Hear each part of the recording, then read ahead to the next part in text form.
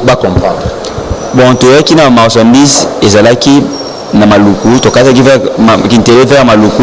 tu es na marchandise, le cola ba rouleau ba uniforme, ba sac ya bana classe et puis ba sandales tout qu'on sort rentrée scolaire tout en bref.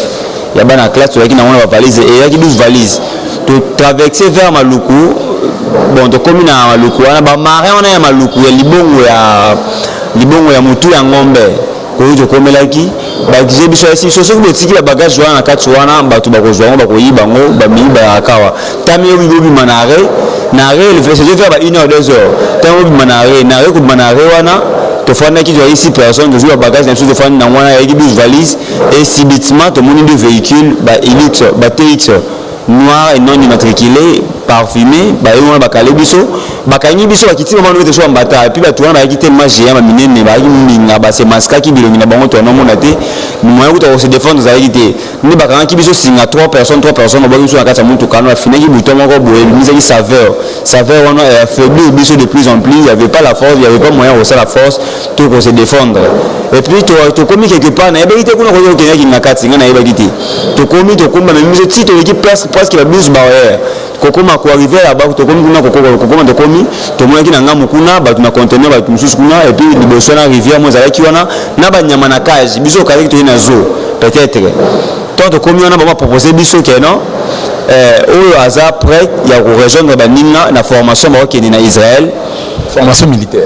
militaire après au hasard prêt à rejoindre ba ninga ne biso to boya ki na nous pour to tiki ba famille nous tiki na bana kuna au ba yozela biso ba zatandaki tena makambo o ekomeli biso awa mais biso ce que tu as na droit tu as na souhaiter failli to zonga kuna ka poto ce qui ko zonga to informer bango après ko zonga si c'était possible to linga ki yango mais bango ba dise biso mutu akoti kuna abimaka pamba te soki ayebi vérité ya makambo le kuna lokola biso to baki vérité na réalité mamoleka kuna yango ba dise biso sala kuna le to boyaki et puis le 16 août ngwana to ko mona mutu moko ya ki wana Henri Mofasakani zela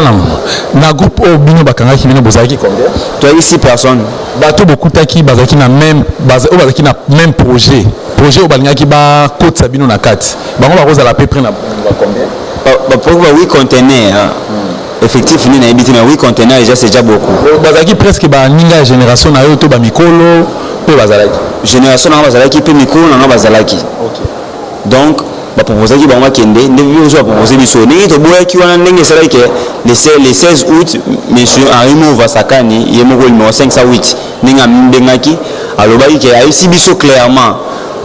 est-ce que yebi que tango tanga komba Henri Mofasakani il faut assumer oyedi personnellement oui na yebi personnellement il fut ministre intérieur et RDC au cours de décrire asa un peu moi libandi asa un géant na yebi 5 août notre député azali qui vice ministre de l'intérieur a commis député national na ministre a chargé les opérations à Kingakati ndenge la fonction a chargé des opérations à Kingakati na pesi yemo konde a décrit biso ngone surtout à se présenter na numéro 508 biso yebaki yango tenga na yebaki Kingakati site touristique ya président honoraire sortant et puis effectivement on a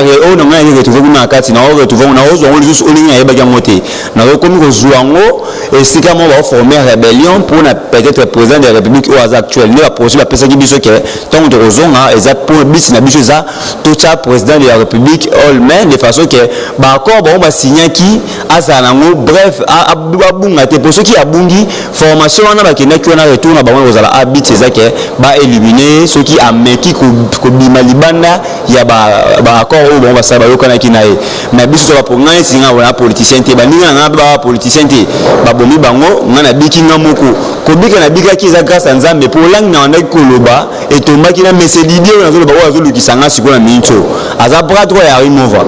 na otanga komoni mesedidie yende mutu abikisa kinga poto non so lang moko et puis ninga bikisa kingai effectivement apesa kinga to ça qui venaye ya koloba jamais makambo na mona ki ngakati ko beta ngo libanda okazunga ko beta ngo libanda na ozala partout na ozala mabela et adesi ba ko retrouver nga ba ko bomanga effectivement mamuna mona awa Tokatu na moké, tolingi o mais un peu représenté sur moi détail. Comment ça s'est passé? En fait, c'était comment plutôt? Babo mabande konayo, baninga na o 5 o ozaki na bango, babonga bango ndenge ni pe ezaki pona ni. Bon, ba proposer ki biso nyo sona bango, o région na baninga na ba okende formation militaire na Israël. Bon, le coup la biso qui n'a posé na monté na bango pe bazali qui n'a posé na monté ko boya wana mais to boya qui ensemble il a répondre à biso muyaka moko wana remova répondre à biso muyaka moko afinisa bayaka nyonso tout, c'est-à-dire le coup la moko na bino aboyi c'est que bino so boyi pour voir ensemble vos groupe le coup la bino oboyi, c'est-à-dire vous avez conclu vous avez une affaire moko jamais batu muto ba secret ki ngakati ayebi secret makambo ki ngakati bini banda aki ko beta ngo bini vivant jamais pour ceux qui bini batike malibanda obebi sa réputation à site oyo batu ba yede site touristique il y a présidentiel il y a site touristique il y a président honoraire Joseph Kabila, donc jamais oyo ko loba que ko ba oto bi vivant ou qui ne robeta li solo na libanda tamye ba éliminer bino nyos tout ko boyaki le ko to boyaki yango ba komia ko buma biso ko buma ngo peza ya façon nini o bino boyebi ko tuté bande ko na ya passe ngai si on a comprendre bien Arino Mova Saka numéro 5 Saoutio Tangana, c'est un député national élu à peuple na yebité à Dimago qui est l'Assemblée nationale, peu importe la condition comme elle est ezaki pour défendre cause ya population. Je ne pense pas qu'il a se laisser emporter dans le sentiment que je ne sais pourquoi après ça ordre babomayo. Tout d'abord ngai batu base belé na yeba ki yepeti na yini ya yebingati ngani na yebi tanke na yebi tanke cadre ya mboka et puis na yebi bana Brazzaville ba campagne on ça la 5 ça oui moi je le connais très bien monsieur Arimova mais eloko oyo sali oyo eloko pinga zo beta lisolo awa na lekano jamais na TV na leka jamais na mission moto na TV pour nous ba komona e tout pour baser belé ce qui est système na communiquer c'est parce qu'il a se présenter que pas na biso pour ngapi na yebi effectivement on a zo beta lisolo oyo vient ngeza en danger et pas na e yo zala ki tanga pesa ki mot d'ordre que non bo exécuter ba asalaki sina asalaki sina beti gazon et akota na mutuka gazon betaki wana abetaki na sima apesi mukongo beti gazon et pas Didier akosi na mutuka nyota mutuka bengi Didier nda asali sine oyo et puis effectivement akei na sima na ngonde bakomi ko benga liste d'appel moko na moko azoya bakangi osinga na nzete babeti yo masasi tata na documentaire tata na ba livre na lekisati na numéro ya munene et puis azoyoka babengi ngando wana babengi epena babisi mutu libanda bazozwa mutu mususu lokolo na ye bakangi lokolo batie kuna pemena lo ngando wana ngando akangi na lokolo bango bazobenga loboko force ya ngando wana tendeki makasa kobenda mutu ndakoti na mai ngando aleye bazobeta masasi nga afanya zotala espoir esilaki ngai na leli tellement makasi damona yaka na kusukaki donc suka na ngai beka banga babenga babomanga donc mais quand on expliquer tant comment il y a tour na yo babengi yo babengaki na kombo na yo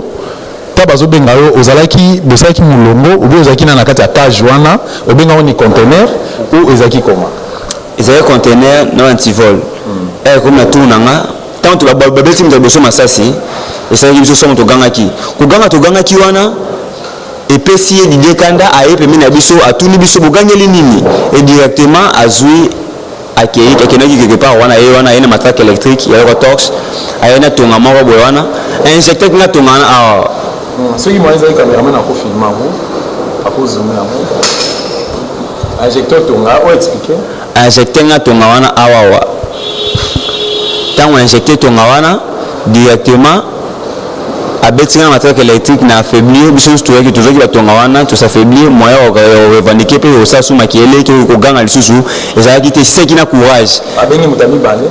mutami balé ba zuye bango moko bakini bakangi singa babeti masasi babwaki na libulu ngando ngana otala nde bazuni bazolia baninga na ngai wana baninga na ngana kotanga bakomona bango kotanga bakomona baninga na bantama lobija baninga na yo e baninga no babenga bazaki na bakombo bando bengela bango Clancy Likibi, Jonathan Mercier Ngoulou, Christian Louozi, Benny Benfoun, Natania, mais à ce moment on va bien na koma Tania parce que azana aspect à bana basi, on va bien na koma Tania. C'est un Brazzaville vraiment précisément. OK. Donc ba bomi bango na tigala kinga moko et comme tout nanga ba benga ngai ba bengi ngai na boye ko répondre a benga na boye ko répondre a koti na kati a répondre à tout ninga ba so benga so boye ko répondre yo ngomi mona nani ba ninga wa mili bana ba leyele ki ba ona nini effectivement faut ba ma ko to fandeli wana ni a benga ki soda moko wana so aza commando wana koti la pena jiambinga donc na oyume mko ko résister pembeni na ye a koti wana ndenge a proposer ngai a ebisi je commando wana beta masasi commando wana répondre à yesi koyo na langue na baona ndo kati a ebisi abo na ba geste na comprendre ki et que a ko bon mutu fa bon mutu ka libanda nde a kota ki wana bimisi ko na libanda a ebwa simba nga bimisanga ko mo lobilanga maloba mabwe ya mawa maloba na no lobilanga c'est comme si a sokola maboko na likambo wana ya ebi angote mais en olo ba langue mabwe langue wana ko ngo balo ba parce ba ebi ango langue wana anolo eza langue kongo balo langue wana no loba ngai a lobilanga langue wana po loba na langue maloba o ya loba anobi sangai sama na inga eza inga estumuna mabo oi eza banziko ntumandati inga kiso oi mandema mbuka biese oi na to mabo oi esh mais to ngela to la to ndati oi e kasi bangani balizana ku bola sa information lanze ko mona ngoba oyo ko oyibo inga na lesa na ba inga na mulasa iyo ngela lizana wa kiso figu ni ngena ni kana na inga esh po kiso ngena inga esh nanda kana inga bana balanga bakala ya mulasa oyo kukaya kondati inga maledition na ipa na ba inga na nabungu ya mamuka na obisa inga na koyeso makobo kiso faku nekina naka na komuna mate inga h wana maloba nani maloba sko ya Didier mekana siko ko interpréter na langue o bande ko ba comprendre donc azobi sanga master na ngai zanga te mwabo mayo eza plutôt maloba ba konzinga azo exécuter na lesa kabana na musala oyo soki yo bolo ko la ba proposer ki bino et pas chef ke bosala ki bokende kuna bokazona baninga botoba ke formation yo bino boyaki yango bazobu mabino sko jamais bakoki kotika yo ne ba maninga boye bakoki kotika yo moko bolinga mo maninga tika obika kuna pour reprendre secret libanda espace tozali oyo tellement respectueuse ba doit respecter ma makasi babanga ngango tant bakoyoka be faire makambo oyo tanga na kati wana monte ke be ko be ba vile biso ko ma danger na boko la kabana ngana musala oyo yebaki asoko kufi awa eza pona ngati na boyo le la kapasi wana zongela bana ngala long na posa ka ke yeba ka ke ngana osaka musala batu batini ngana osaka musala na boko la bana ngana ngwana soko kufi ko ke inaka na ngati ya la réaction na okasi effectivement ngai pe na ye ba te ngai blanc ngana pe na répondre directement à langue wana arrive na inga onyilo maboyina le kwa ngombo na iza inga kolo h na iza offert des rep et des mères ni iza na ngwa kemu na kobola kiso nyili kaso bikolo sonyo na katinga service visa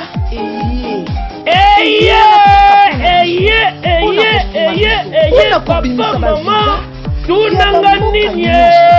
eloko tozalaki kozela yango yo mpona baséjour na bino eneza malamu na Kinshasa Kinlabel agence de location de voitures de luxe awa na Kinshasa bamemeli bino prise en charge assurée oyo bazali na équipe na bango professionnel bazali na disposition na bino Power Base Car location de voiture ya sikape kitoko na prix ya malamu oyo wapi okoki kokontakte bandeko ya Power Base Car na ba numéro oyo plus 243 85 151 5000 topé na plus 243 82 23 86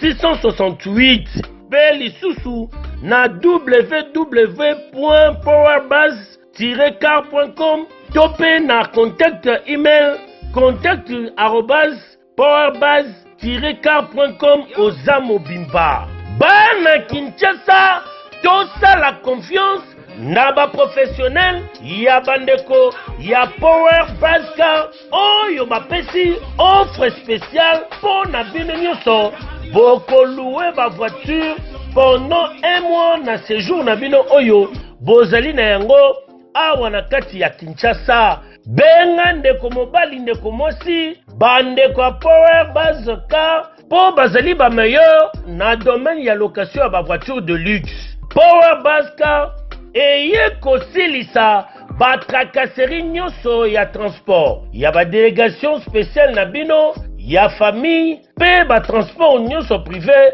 oyo bozali na yango. Solution ezali kaka se moko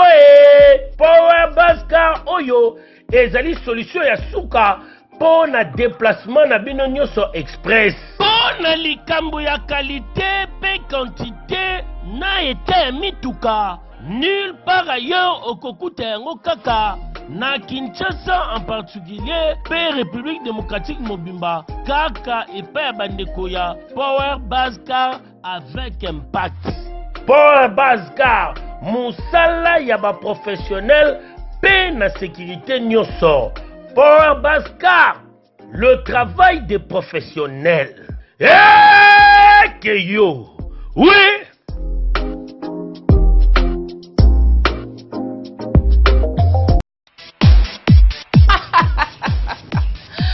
Service Visa eye wana kaka pona biso pona kosunga biso pona kobimisa ba visa ya ba mboka nyonso pena sans difficulté.